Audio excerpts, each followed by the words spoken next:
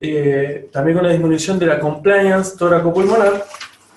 La fisiopatología es aumento de la permeabilidad capilar, ¿sí? Generando reacción inflamatoria, edema pulmonar, etc. Y activación de mecanismos inflamatorios. Es un proceso inflamatorio para diferenciarlo del aumento de la permeabilidad, para diferenciarlo de un aumento de la presión hidrostática capilar que ocurre en el edema agudo del pulmón, que genera también infiltrado y un poco de caída de las compliance. Esa es la placa de tórax que nosotros tenemos, que aparenta ser homogéneamente enferma, pero en realidad es bastante inhomogénea en la medida que fuimos creciendo con las medidas imaginológicas, con la tecnología que fue avanzando. En el año 94 hay una conferencia de consenso europeo-americana que define el distrés respiratorio. Ya Ashbaugh en el año 67, ya cumpliendo casi 50 años, él da unos reportes de caso con todo esto que un poco teníamos que ir homogeneizando en la definición. Y en el año 94 se habla de una forma de comienzo agudo, nada más, infiltrados bilaterales, como comentamos. En la década de los 90 se ponía mucho corte en la arteria pulmonar, entonces se hablaba de una presión wedge con un punto de corte menor al que se considera no insuficiencia cardíaca. Más allá de eso, uno podría decir que es aumento de la presión hidrostática capilar, aumento de la presión de fin de diástole del ventrículo derecho, entonces sería otra situación, insuficiencia cardíaca. Puede coexistir las dos situaciones. O sí, ausencia de signos clínicos de insuficiencia cardíaca. Y había dos puntos de corte con respecto a la PAFI, que definía a la injuria pulmonar, que tuviera entre 200 y 300, y distrés menos de 200 de PAFI. ¿De qué se morían estos pacientes? De falla multiorgánica.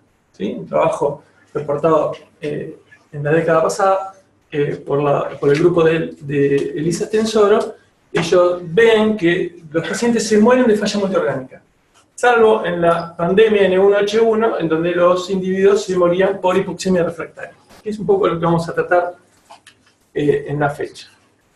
Vamos a empezar a definir un poquito hipoxemia refractaria, y podemos hablar que una PAFI menos de 100, una capacidad para mantener una presión meseta menos de 30, un paciente en ventilación mecánica que tiene menos de 4 mililitros kilo de volumen corriente de peso ideal, y tiene además más de 30 de plató, o la presencia de barotrauma. Entonces tenemos por un lado cuestiones que son bioquímicas y cuestiones mecánicas.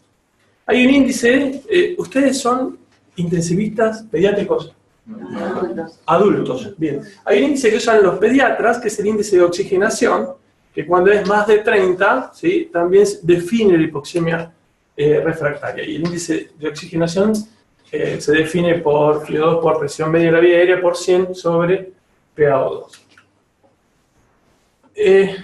Vamos a hablar de algunos estudios que intentaron definir hipoxemia refractaria. O sea, no hay tampoco una definición clara. Tenemos que ir a estudios como el LOBS, que es donde compararon PIP alta versus PIP intermedia, y definieron la hipoxemia refractaria cuando tenía una PAFI menos de 60 sostenido por al menos una hora. Pero fueron equivalentes a una función del pulmón la presencia de acidosis refractaria menos de 7,10 de pH, por lo menos en una hora, o barotrauma refractario. El barotrauma refractario también lo definen como un hemotórax persistente con dos tubos de tórax, ¿sí? Enfisema subcutáneo o enfisema mediastino. Este subgrupo de pacientes en ese estudio tuvieron una mortalidad mucho más alta. Ahora, más recientemente, en el año 12, hay una reunión bastante importante en la ciudad de Berlín, donde definen, como todos ustedes saben, tratan de redefinir valga la redundancia, de tratar de darle más forma a la definición. Y tenemos también el tiempo, que no estaba definido, se define como una semana de comienzo, ¿sí? Las imágenes en la placa de tórax son en 4 cuadrantes, ya más o menos lo que veníamos definiendo previamente en el año 94. El origen del edema, esto tiene que ver con la causa, que no sea insuficiencia cardíaca, esto aumenta la permeabilidad capilar. ¿sí? Y ya no se saca el concepto de injuria pulmonar y se habla de distrés leve, moderado y severo, ¿sí? Bueno, el distrés grave lo vamos a definir con criterio de PAFI, menos de 100, ¿sí? Y este grupo de distrés severo tiene alto riesgo de mortalidad y algunas cuestiones tienen compliance menos de 20 y un volumen minuto corregido por necesidad metabólica del individuo de más de 13 litros minuto, ¿sí? El 15% de esta población total correspondían al distrés, o sea que son menos, pero el 52% fallecieron, o sea que la mortalidad es mucho más alta. Hipoxemia refractaria, más allá entonces de una alteración de la función del pulmón, de lo que nosotros vemos como PAFI, hay alteraciones mecánicas y alteraciones que tienen que ver con complicaciones de la ventilación mecánica, como dijimos, neumotórax.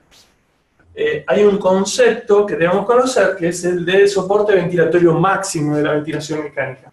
Y esto tiene que ver cuando nosotros tenemos un individuo, ventilación mecánica con FiO2 0,7 o más, con una necesidad de PIP de 15 centímetros o más, o una presión plató de 30 con un BT de 6 mililitros kilo.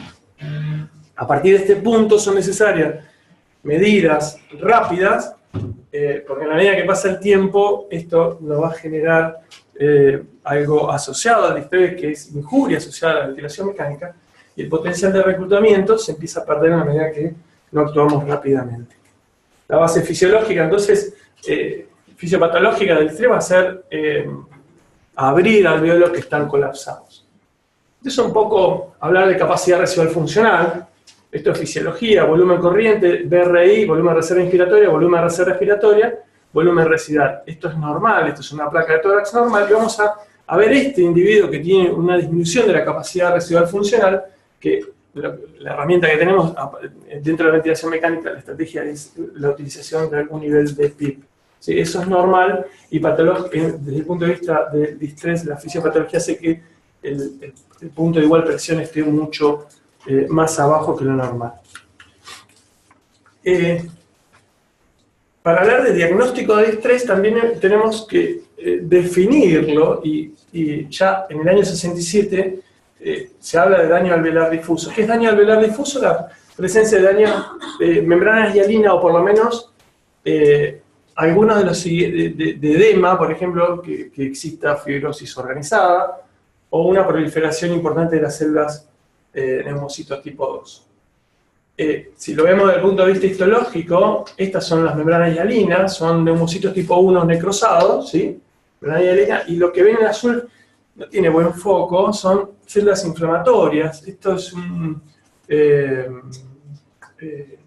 digamos, ¿qué es lo que tiene el individuo con distrés? Engrosamiento septal, zonas que están sobredistendidas y zonas que están colapsadas con un proceso inflamatorio importante. Este es un corte histológico, si lo viéramos en vivo tendría inundación con activación más desde el punto de vista molecular, activación del macrófago, con liberación de TNF, IL6, IL8, y bueno, toda una respuesta inflamatoria que se perpetúa, que genera la falla multiorgánica por un lado, y además genera quimiotaxis, o sea que la inflamación se va a perpetuar mucho más. ¿Qué tratamiento tenemos? Bueno, hay una lista de herramientas que se han usado en el tiempo. Las dos más importantes son la ventilación protectora. Estamos hablando de utilización de volúmenes corrientes bajos, más allá de que el ARC-SNET en el año 2000 nos marca un punto de corte.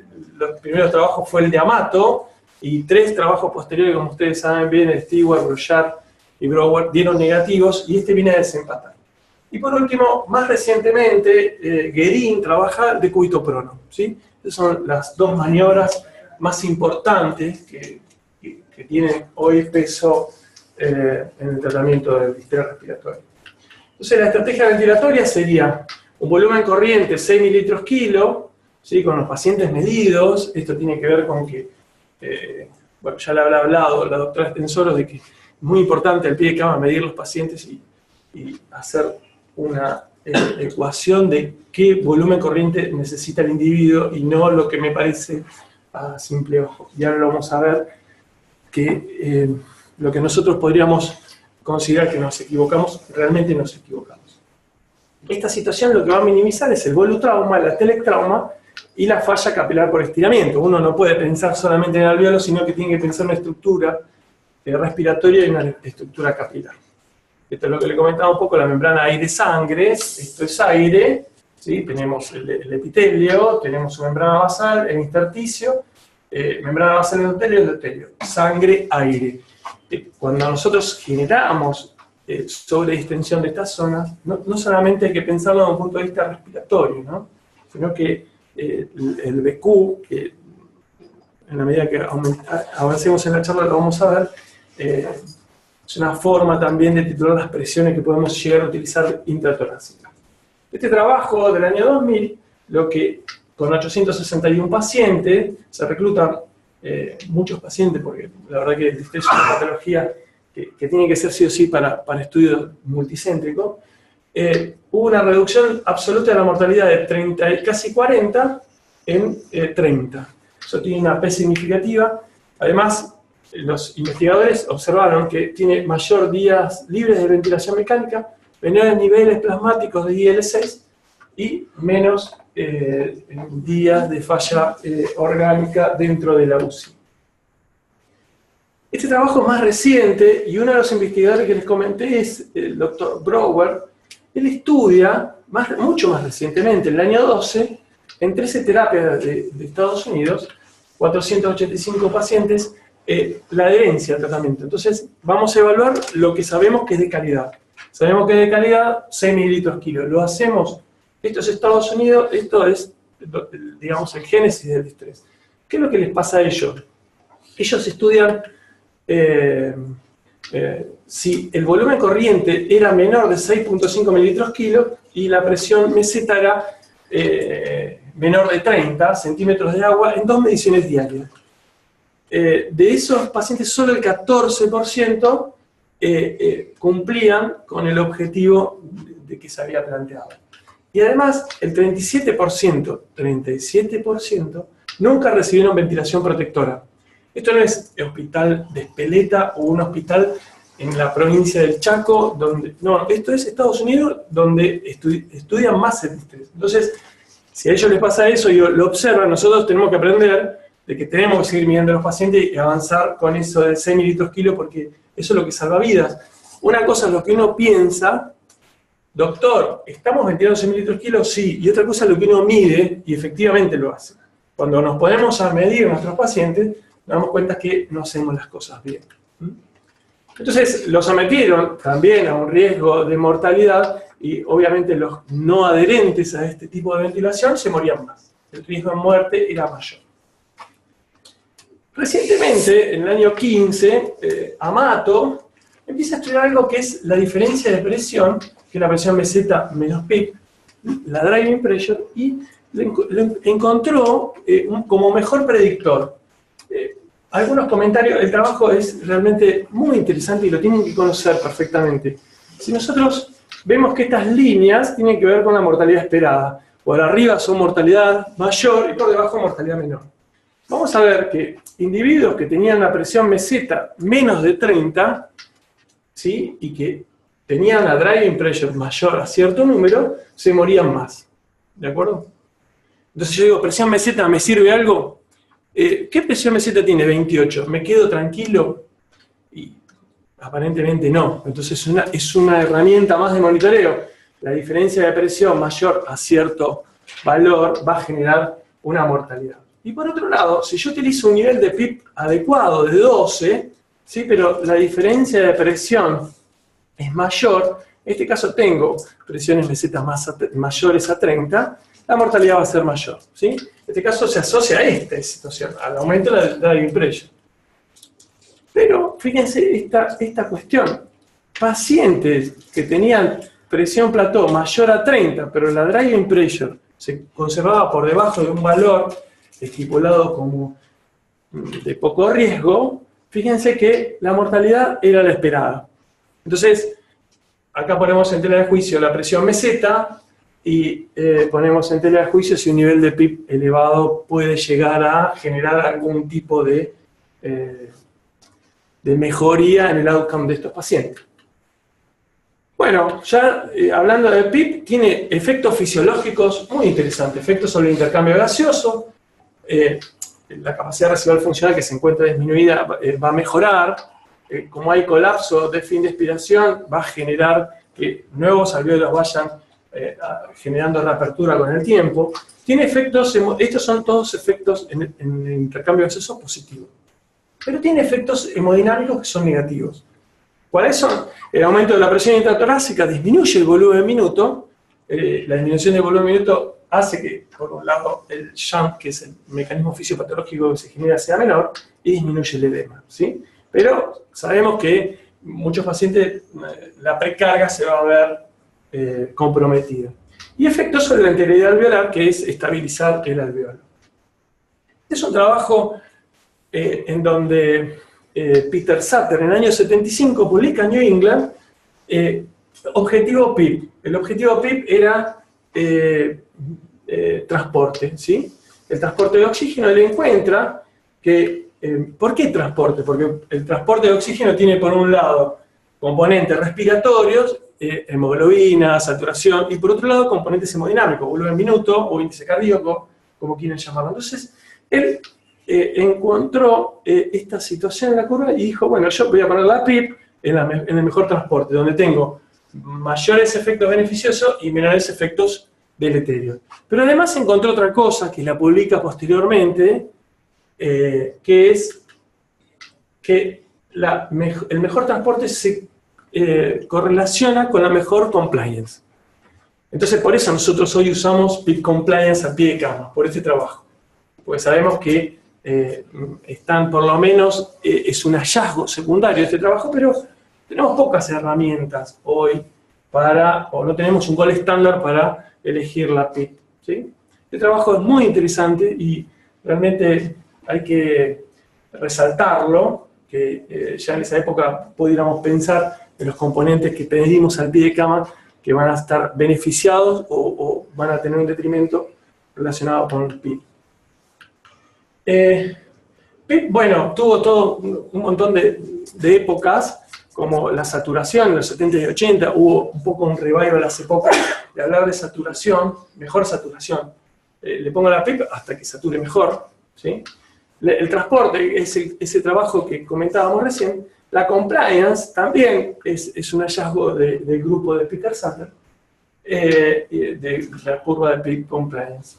O 2 centímetros por encima del punto de inflexión inferior. Antes la capacidad vital se dibujaba y se veía que inicialmente necesitábamos mucha presión para generar un cambio muy pequeño del volumen corriente. Y a partir de un punto, pequeños cambios de presión generaban cambios de volumen mayor.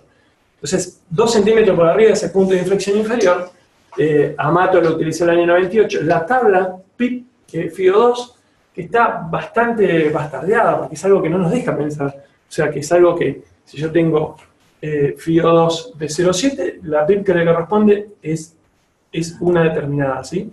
Pero, ojo, que eso que a nosotros no nos gusta, porque nos maneja desde el punto de vista mecánico, o nos transforma en un técnico, es lo que tiene evidencia importante, ¿sí? Es un trabajo positivo como el de New England del año 2000. Mayor reclutamiento por tomografía, son los trabajos de Gattinoli. Tomografía de impedancia eléctrica, todavía hay algunos trabajos que nos hace difícil llevarlo al pie de cama, este tipo de trabajos. Pero tienen mucho peso, digamos, de trabajos clínicos controlados, randomizados. La titulación según la presión esofágica son los trabajos de Talmor. Y bueno, no tenemos, en realidad tenemos un montón de herramientas para utilizar al pie de cama. La evidencia de utilizar alta PIB, tenemos 3 trabajos, el Alveol, el LOB y el Express. Estos trabajos con respecto a la mortalidad fue no significativa. O sea, utilizar PIB alta o PIB intermedia, estamos hablando de más de 16, 10, 12, no muestra cambios significativos. El Express es estos trabajos se titulaban según PIB FIO2 y estos se reclutaban con 6 mililitros kilo y la PIB la llevaban para tener una presión plato entre 28 y 30. Esa es la idea del Express. El Express es un trabajo francés.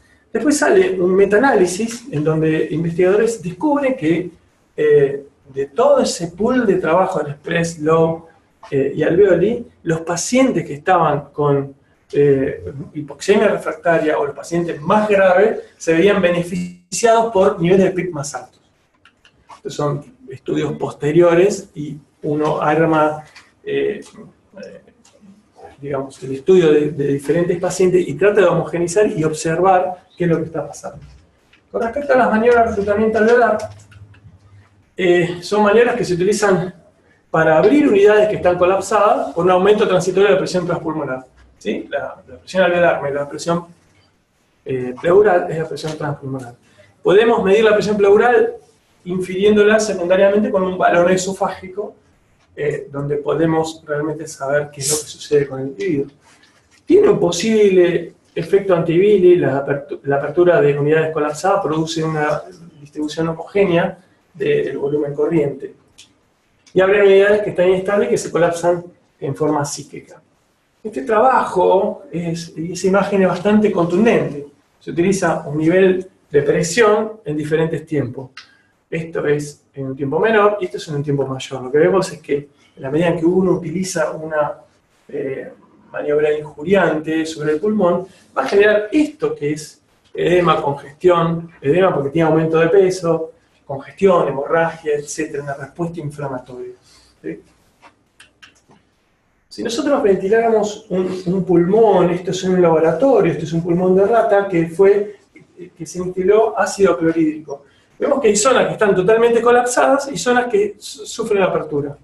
Entonces, lo que tenemos que pensar cuando utilizamos un seteo en el ventilador es que hay estrategias que van a generar sobredistensión de aquellas zonas que se abren y las que están colapsadas no se van a abrir más allá de que nosotros hagamos alguna maniobra para abrirlas. Vamos a ver qué pasa si nosotros tenemos un pulmón, esto también es pulmón de rata, con ácido clorhídrico, o sea, se generó injuria, como sería el equivalente a una neumonía aspirativa, y vemos qué es lo que pasa con una maniobra de 40 de presión en la vía aérea durante 40 segundos. Vamos a ver que hay zonas que rápidamente se van a abrir, y hay zonas que no se van a abrir nunca dentro de esos 40 segundos. ¿Por qué lo hacemos en un corto periodo? Porque si esto es un bloque, pero si estuviera dentro del animal, tendría un aumento de la presión intratorácica muy importante y de hecho la hemodinamia cae, las presiones, la tensión arterial media puede caer incluso a 20. Es un trabajo que nosotros habíamos hecho con maniobra de reclutamiento y esto un poco para ver qué es lo que pasa cuando uno hace una maniobra de reclutamiento en un individuo al pie de campo. Bueno, entonces empiezan a aparecer conceptos que son aplicados por otros profesionales que son los ingenieros, que es el estrés de un material. Entonces, yo vengo de La Plata, paso por un puente, el estrés que sufre ese puente resistirá cuando están todos los autos arriba, ¿sí? El pulmón, cuando yo genero aumento de la presión transpulmonar por un tiempo, por más que sea corto, va a ser venial, va a abrir alveolos, lo va a mantener abierto, la respuesta inflamatoria va a caer, digamos, el estiramiento de una membrana genera la liberación de mediadores que van a ser estresantes para los tejidos. A ver, si alguno de nosotros nos diagnostica un cardiólogo más de 90 de diastólica, nos va a poner una droga, nos va a poner a dieta y una droga para bajar la presión. Y uno dice, o sea que 89 no me tratan y 91 me tratan.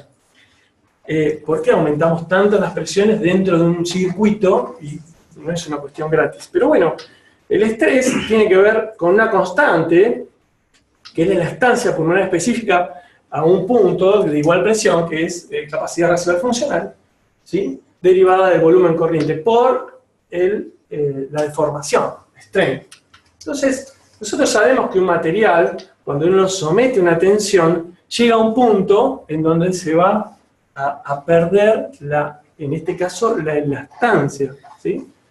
A ver, tengo un resorte que lo puedo estirar, yo lo estiro y vuelve a su estado de reposo, es un elemento elástico. Si yo genero más allá de cierto punto un estiramiento, lo que va a suceder es que ese material pierde la ductibilidad, ¿sí? Y es lo que a lo mejor podría suceder en el pulmón. Bueno, con respecto a ya trabajos clínicos, eso es un poco el laboratorio, lo que nosotros vemos que le sucede a un pulmón cuando uno lo somete a presiones determinadas. El laboratorio tiene cuestiones ingratas, que es de trabajar, cuesta mucho mantener un animal, pero bueno, aprendemos mucho, aprendemos a ser un poco más cuidadosos, porque no vemos el pulmón de un individuo, vemos el tórax y vemos algunas presiones y a veces nos animamos a más. Eso nos ha hecho reflexionar en que, bueno, las maniobras que nosotros podemos utilizar pueden ser dañinas. En un estudio de Gattinoni, fíjense que incluso el último autor es Guillermo Burguedo, el porcentaje de pulmón reclutable presentó una gran variabilidad, ¿sí? Mientras que, o sea que se podía reclutar hasta un 13%, en más o menos, y el 24% del tejido pulmonar no pudo ser reclutado. A mayor pulmón reclutable, o sea, más allá del 9%, estos autores encuentran que el peso del pulmón era mayor, que la PAFI era menor, que la compliance era menor, que el espacio muerto era mayor, todos efectos negativos, y por otro lado, la mortalidad era mayor. Entonces, bueno, mucho cuidado con maniobra de reclutamiento en pacientes con distrés, por lo menos en este estudio de Gattinoni. Lo que sabemos es que el pulmón es como una pirámide esponjosa dentro de un cilindro donde genera zonas que están más aireadas, más con aumento del tamaño de los alvéolos, y zonas que están con un alvéolo que, más allá de que reciben mejor perfusión porque están por debajo de la línea del ventrículo izquierdo, están menos aireados pero más ventilados, ¿sí? Le entra más aire. Y sabemos, por otro lado, que en la medida en que uno utiliza un volumen corriente más elevado y un nivel de PIB más bajo, lo que va a generar es una inestabilidad alveolar.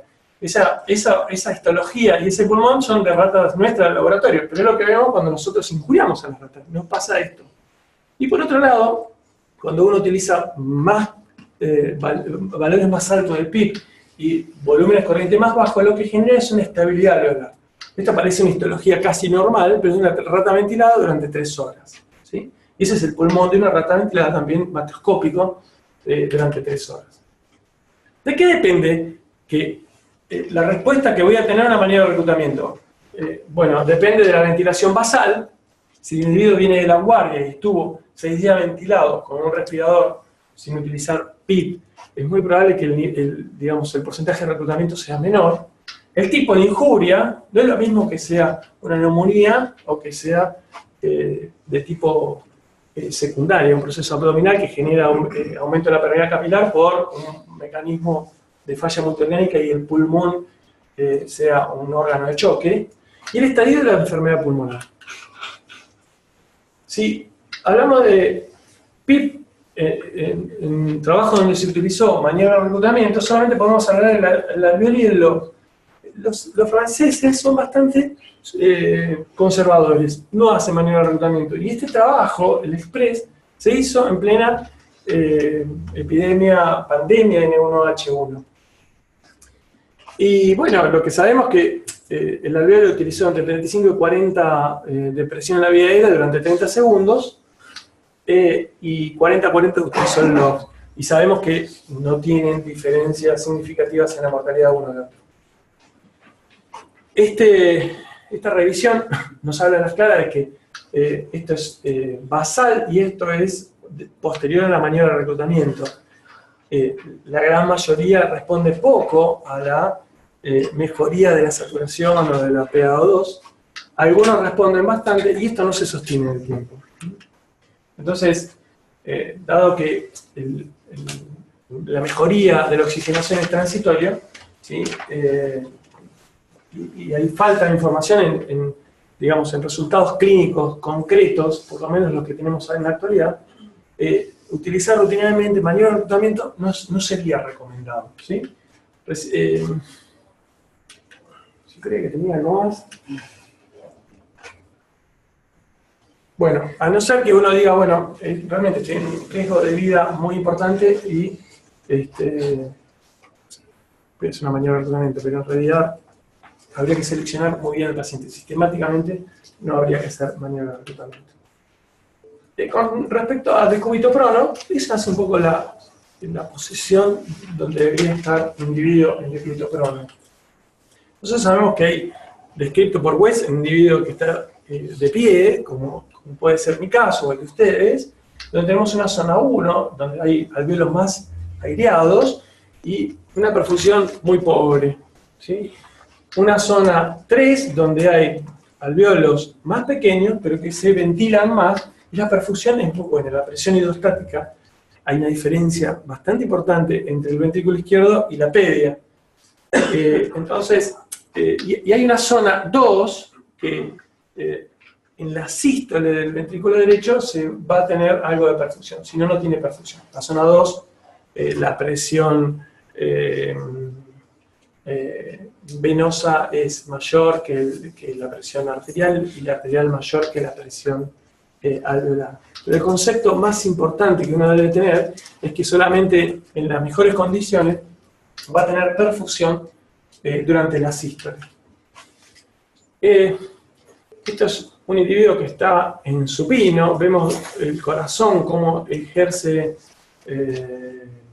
supino, cómo el corazón ejerce un peso. El corazón de un paciente con distrés o que conviven con otras patologías como sepsis, aumenta su tamaño por edema, congestión, también tiene un impacto relacionado con la ventilación, generando un peso sobre las zonas que llamamos dependientes de la ventilación. Cuando nosotros pronamos a un individuo, lo que sucede es que la distribución del pulmón es más homogénea que en supino. Pero hay otra cuestión que es por qué los pacientes cuando los supinamos generalmente mejoran la oxigenación.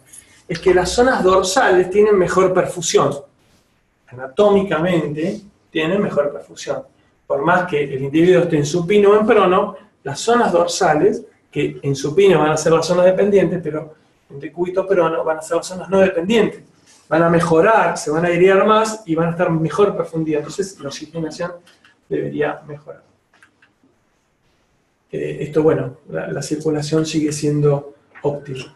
Acá vemos las zonas dependientes, el individuo que está en supino, cómo cambian a las zonas no dependientes, que son las dorsales en supino, a las zonas más posteriores, donde tienen más perfusión. O sea, el individuo cuando se pone en prono mejora el BQ porque aumenta la aireación de las zonas más dorsales y tiene mejor perfusión. Creo que lo que viene son imágenes tomográficas que un poco quiere mostrar esto, ¿no? Esta es la zona que estaría en supino mejor perfundida, pero que están colapsadas, que están con infiltrados, con edema, etc. Para el individuo en prono, estas zonas se van a airear más, entonces con mejor perfusión van a generar un BQ más óptimo. ¿Qué provoca fisiológicamente el prono?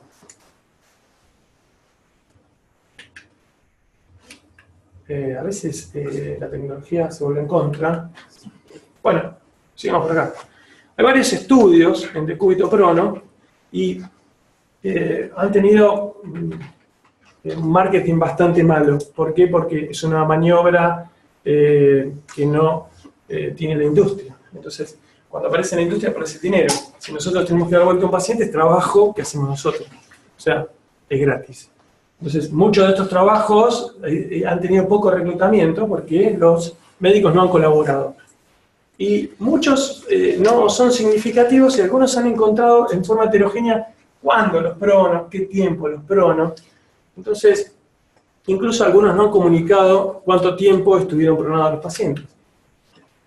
El decúbito prono lo que va a generar es una mejoría de la relación BQ, como charlábamos, disminución de Chan, va a provocar reclutamiento alveolar, cambios en la compliance en la caja torácica y una disminución del efecto que genera el peso del corazón en el pulmón.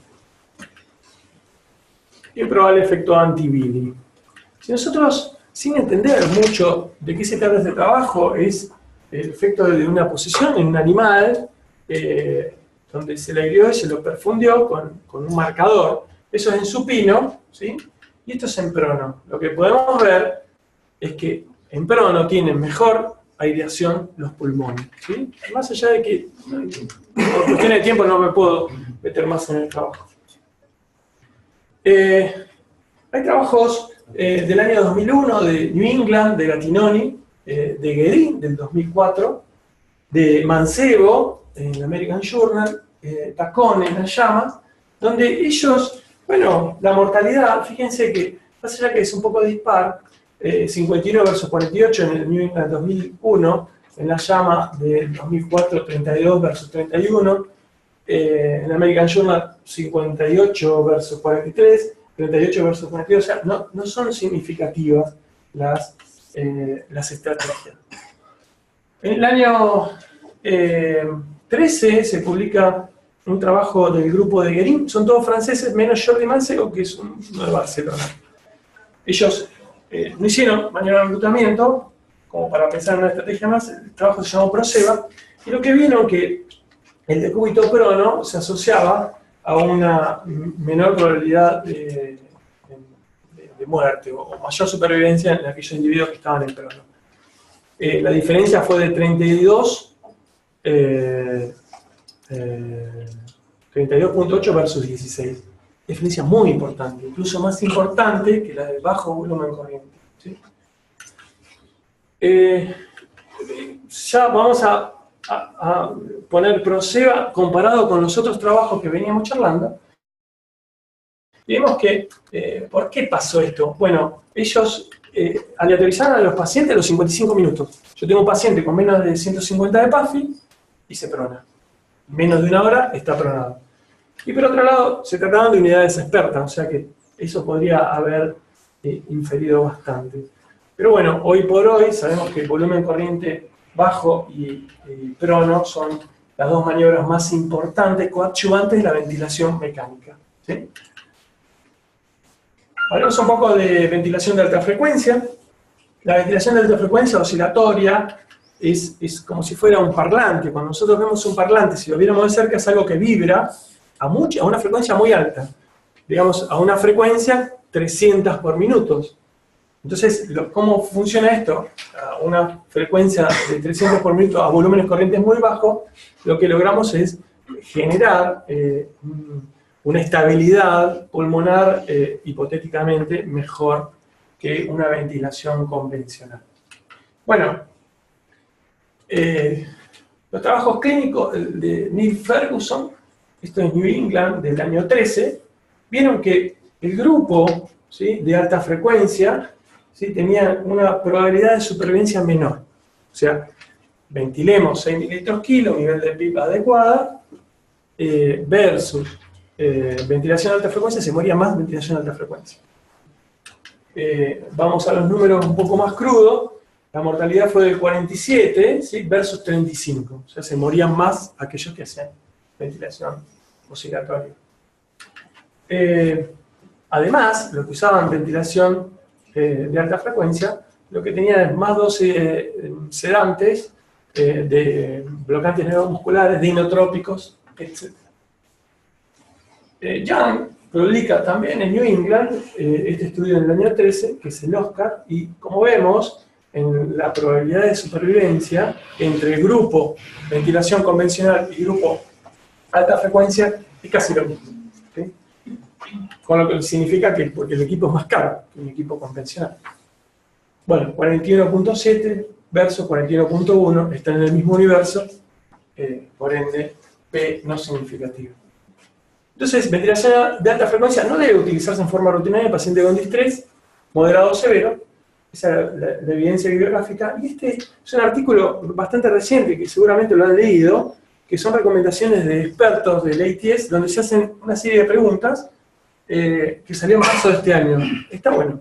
Entonces son preguntas que se hacen ellos, que a nosotros nos pueden ayudar y nos dan respuesta con evidencia científica y con algo de recomendación.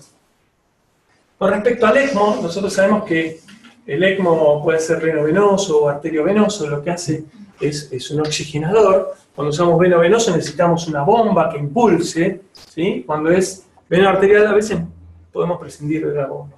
Lo que va a hacer es generar, eso es realmente un respirador.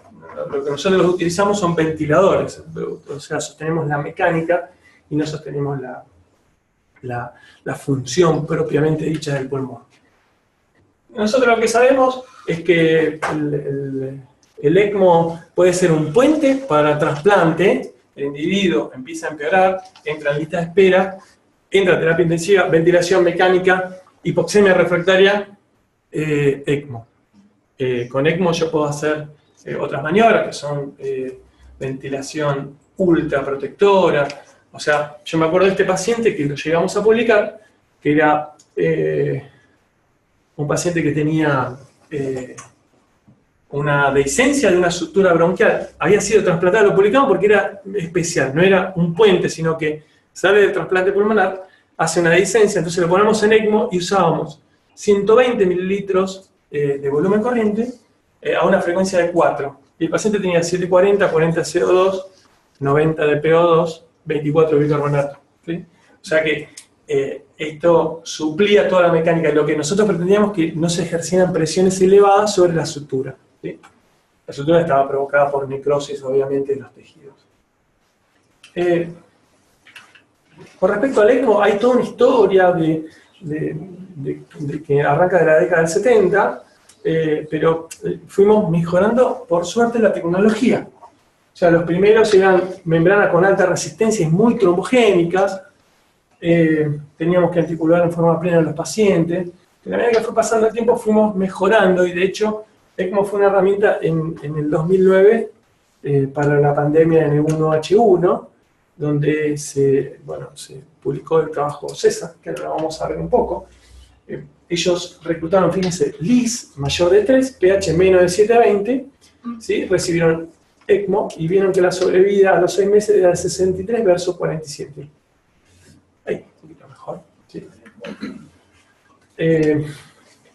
La eficacia económica de la ventilación convencional versus ventilación convencional más ECMO hace que nosotros podamos ver en 770 pacientes, se reclutó en el grupo ECMO 68 versus 90 del grupo de ventilación convencional, y la muerte de discapacidad grave a los 6 meses fue de 37 versus 53. También, le fue un poco mejor al grupo ECMO. Es lo mismo que viste en el estudio anterior, el 16% de diferencia. Sí, exacto. Esto, digamos, en el lugar donde se hizo no había, en todos los lugares ECMO. Entonces, cuando se podía transportar, se transportaba a un lugar donde se hacía ECMO. ¿Sí? Bueno, también ECMO en un metaanálisis, sabemos que se reclutaron pacientes que tenían, fíjense, distrés definido como PAFI menos de 100, saturación menos de 90, pH menos de 721 o un LIS mayor a 3. En el análisis multivariado, lo que se encontró es que la edad del lactato y la presión plató baja es asociada con mayor muerte.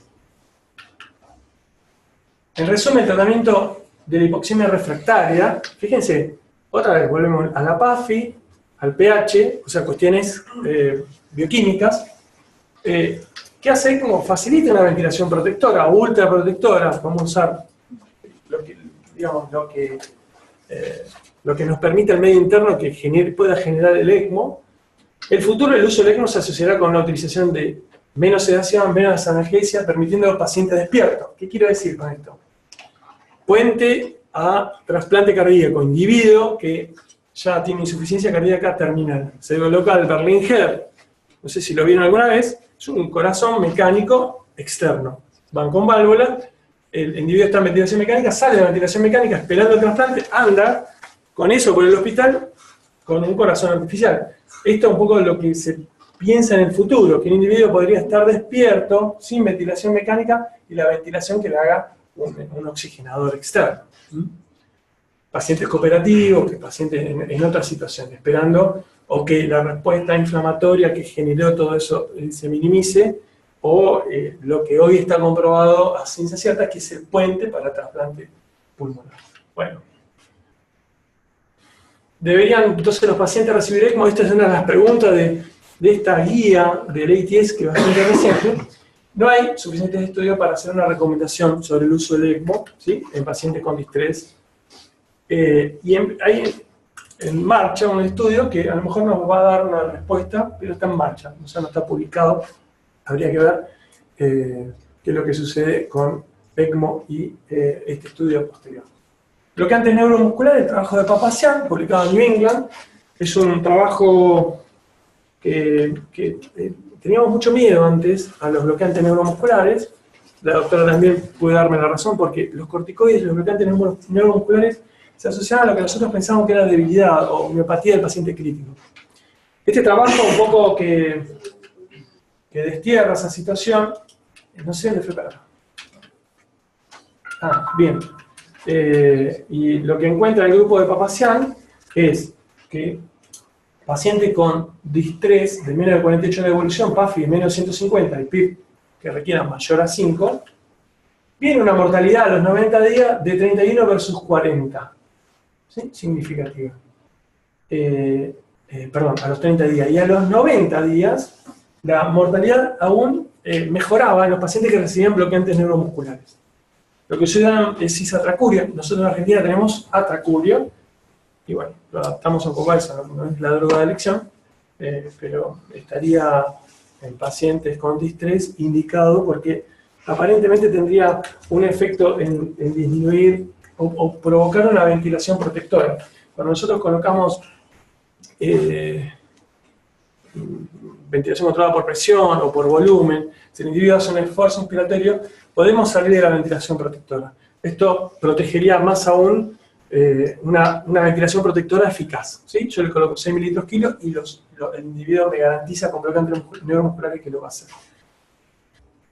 Bueno, este es un periodo corto, haría una mejoría sobre la sincronía, podría disminuir el autotrigger y otras asincronías asociadas a la ventilación, y atenuaría mediadores inflamatorios, ¿sí?, con menos demanda ventilatoria, etc.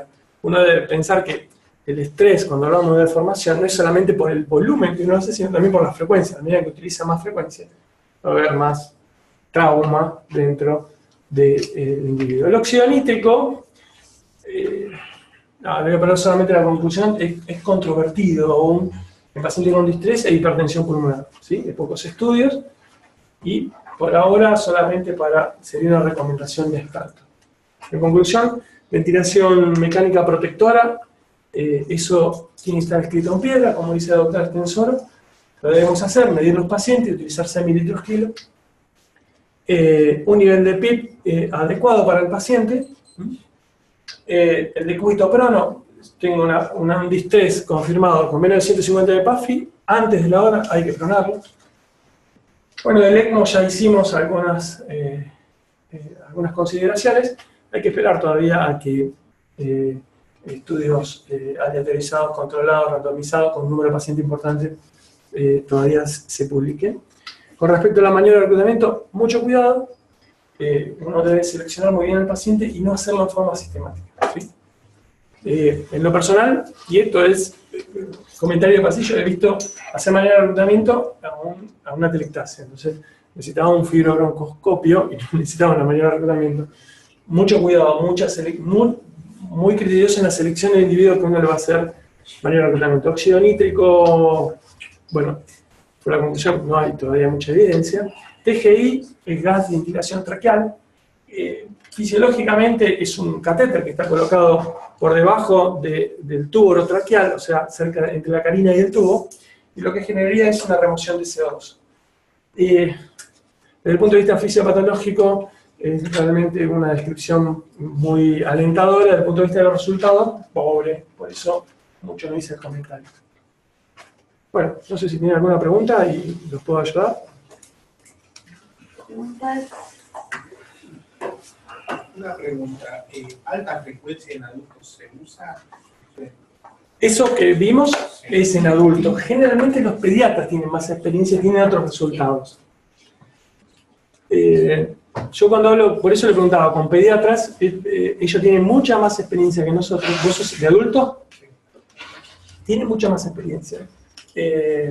Y son pacientes diferentes, ¿sí? En verdad te diría que todos estos trabajos se han usado en adultos. En Argentina hay pocos centros que hacen realmente ventilación de alta frecuencia. A veces uno tiene que entender, porque ustedes están, a ver, están en una situación muy ventajosa. Digamos, uno cuando no entiende nada ve un árbol, una montaña y un río, y es un árbol, una montaña y un río. Ustedes están estudiando y ya el árbol no es árbol, el río no es río. ¿Se entiende? Están en esa situación. Tienen que hacerse mucha experiencia, ver muchos pacientes, ser médico de cabecera. Médico de cabecera es no el que sigue a los pacientes, sino que está en la cabecera del paciente viendo los eventos, ¿sí? O sea, hago una furosemía y veo que sale, ya lo vi, entonces digo, bueno, pasa otra cosa. Hay que estar mucho al pie de cama y aprender mucho de los pacientes. Lo que no tenemos es ahora posibilidades de crecer en algunas otras cuestiones que tienen que ver con experimentar con los pacientes. Ya tenemos mucha evidencia fuerte y de hecho, digamos, nosotros somos bastante pioneros. Los anestesiólogos nos siguen detrás. Los anestesiólogos hace 4 años que están publicando volumen corriente bajo en quirófano. Entonces, lo que sabemos, utilicémoslo. Lo que no sabemos, tengamos mucho cuidado, preguntemos y veamos los efectos. Tengamos en cuenta, después de mucha lectura, qué es lo que va a ser más beneficioso para el paciente. Digo, porque la pregunta, seguramente en tu centro no tenés, yo lo vi en pediatría, fui, pregunté y vi un paciente, y no, realmente no tengo experiencia, y la bibliografía no me dice que use ventilación de alta frecuencia. Gracias. ¿Todos hacen maniobra de reclutamiento? Sí. Hay una bibliografía muy pro hacer maniobra de reclutamiento y una bibliografía más cautelosa.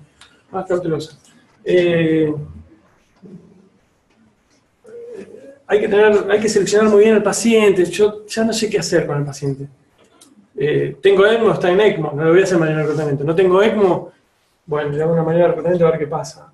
Pero no son maniobras que al paciente le vayan a salir gratis. Les vuelvo a repetir.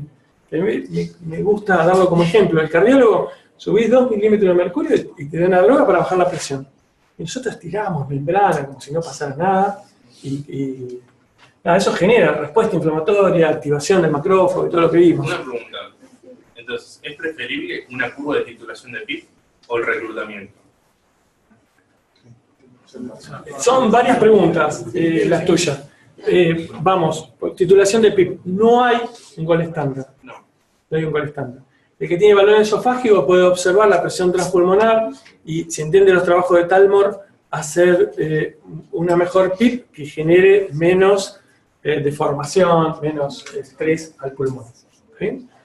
Puedo hacer una curva de PIP compliance porque no tengo nada. Puedo medirle la presión wedge porque tengo un balón esofágico, porque tengo un Song-Ganz, entonces hago un poco de Peter Sutter, o puedo ver la TAM, si el individuo, no sé, el delta de presión, delta PP, lo puedo observar en el monitor. O sea, todas las herramientas que tengan, utilícenlas.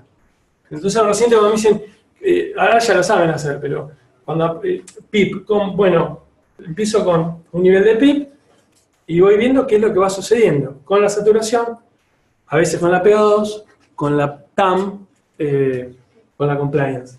Entonces, en algún punto yo digo, esto es lo mejor que le está pasando al paciente en ese momento. Entonces, en ese momento yo requiero una PIP muy alta. Al otro día lo voy a medir, esa PIP en 24 horas reclutó. Cuando lo voy a medir nuevamente, la situación de la caja torácica del pulmón se modificó. Y probablemente alguien diga, estaban usando un nivel excesivamente elevado de PIP. No, bueno, ojo con eso. Entonces, vayamos criteriosamente. Si alguien utilizó un criterio para seleccionar la PIP, respetemos ese criterio, ¿sí? Y seamos cautelosos en ir bajándolo, porque la respuesta inflamatoria de estos individuos no es un edema agudo del pulmón. Entonces, la contracara viene por la guardia en un individuo infartado, con falta de aire, le saca una placa, 4 cuadrantes, Berlín, lo único que no tiene es la insuficiencia cardíaca, o sea, tiene insuficiencia cardíaca. Ese individuo va de hemodinamia, le pongo un stent en la DA, un poco de morfina, sale, no llega a la ventilación mecánica en muchos de los casos. Estos pacientes tienen una respuesta inflamatoria que se perpetúa. Entonces, tengo que respetar eso. El paciente que está con distrés respiratorio, un síndrome pulmonar por antivirus, iba a tardar una semana o más. Entonces, ¿qué es lo que tengo que hacer como estrategia? Minimizar todos los daños que genera el ventilador. El ventilador mecánico que tiene en sus salas daña. Entonces uno dice, nadie haría un trabajo de la ventilación mecánica versus no ventilación mecánica. No hay trabajos de eso. Uno utiliza ventilación mecánica, pero sepan que es una herramienta que puede generar daño pulmonar, ¿sí? Entonces, ¿qué estrategia tengo? Bueno, y tengo algunas cosas bastante sutiles que puedo utilizar al pie de cama, que son herramientas comunes, dar vuelta al paciente, necesito personal, colaboración, medir al paciente y utilizar un volumen corriente de 100 mililitros kilo, no es tan complicado, pero evidentemente no lo hacemos, porque no nos gusta la cuestión mecánica, preferimos pensar qué pasaría con una ventilación oscilatoria, qué pasaría con ECMO, qué pasaría con otras cuestiones, y nos olvidamos de hacer una ventilación protectora acorde. O sea, las herramientas que nosotros conocemos, utilicémoslas. Esa es por un lado. O sea, de PIP, utilizar lo que tengas. Y la otra era hacer alguna maniobra de tratamiento decremental. La red de reclutamiento. Yo creo que hay mucha evidencia fuerte en el Tobin de otros pacientes. De pacientes que están en un contexto más de la anestesia. Son otros pacientes. Son pacientes que yo no tengo mucha experiencia, más allá que a veces esta charla se la doy a anestesiólogos y me dicen, ¿cómo maniobra de reclutamiento no? Entonces, los anestesiólogos que operan un hiperobeso utilizan niveles de PIP extremadamente altos. La FIO2, no hablamos, pero la FIO2 es totalmente dañina. Seamos criteriosos. Si uno utiliza una maniobra de reclutamiento en un escenario, realmente se me agotaron todas las cuestiones que yo puedo brindarle en el centro que estoy trabajando. La verdad que no sé qué hacer. Le hago una maniobra de reclutamiento. Pero sepan que son maniobras que no se sostienen en el tiempo. Entonces, hay maniobras de reclutamiento que se han usado históricamente, como son los suspiros. Entonces, le colocamos, nosotros suspiramos. ¿Por qué? Porque hay receptores que dicen satelitación, van al cerebro, y no es una cuestión de la mujer, todos suspiramos, es una cuestión de colapso. Y se han utilizado como una maniobra de reclutamiento. Uno, qué sé yo, debe entender la maniobra con eso, con que es una maniobra que debería usarla en un escenario muy seguro, donde yo tengo al paciente realmente un diagnóstico, una situación fisiopatológica que bueno, vamos a hacer esto. Es muy buena, la pregunta de él tiene un desarrollo mucho más grande, son varios capítulos del libro, varios papers para leer. Se me va un poco, porque si no estaríamos mucho tiempo hablando. Van a encontrar grupos muy pro maniobra de reclutamiento, el grupo de Amato es uno, el grupo de Suárez-Sidman, varios grupos que son realmente que tienen el concepto de Open Lab, con maniobras de cambio de la presión transpulmonar. Y otros grupos que se muestran un poco más cautelosos. En definitiva, esto es una charla orientadora y cada uno va a estar con su paciente y va a hacer lo que menos dañe al paciente. Sepan que el ventilador mecánico daña. Entonces, hay estrategias para que dañe menos. La mejor respiración es esta, a presión negativa, contrayendo el diafragma, entra el aire por presión negativa. Y cuando uno compara ventilación, presión positiva versus Iron Lung, no le va bien al Iron Lung porque ciertos pacientes no llegan a suplirse la ventilación. Nada, abrió una puerta que yo no puedo cerrar ahora. Realmente hay que hacer mucha lectura para eso, es muy interesante, ¿sí? No sé si hay algo, a lo mejor, que pueda ayudar, si no, ya son 4:05 y la tarde está buena antes que yo.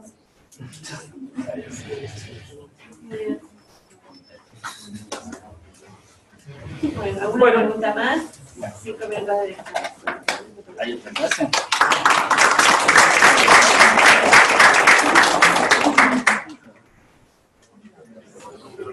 Sí, hay otra clase, ¿no? Y vino Damián, calculo que sí. Sí.